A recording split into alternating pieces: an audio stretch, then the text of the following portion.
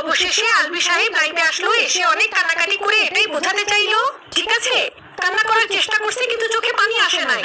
এগুলো দেখে অনেকেই বলতেছে ভাই তোরে অ্যাক্টর বানাইছে কেটা।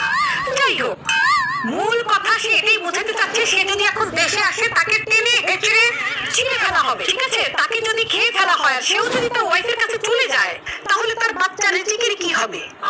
আরে মানে তার মন চাচ্ছে সে তিথির কাছে মানে সেও চলে যাক, সেও মারা যাক, কিন্তু পরে আবার মনে পড়লো কি রে আমি মারা গেলে আমার ছেলে কি হবে, আমার ছেলে কিভাবে বড় হবে। আর মেয়েরা বলে ওই ছেলেদের কোনো বুদ্ধি নাই, ছেলেরা দায়িত্ব নিতে জানে না, ছেলেরা হচ্ছে একটা কাণ্ডজ্ঞানহীন। আলবি ভাইয়াকে দেখে শেখো, ঠিক আছে সে একদম ঠিক কথা বলছে, আমি তার সাথে একমত।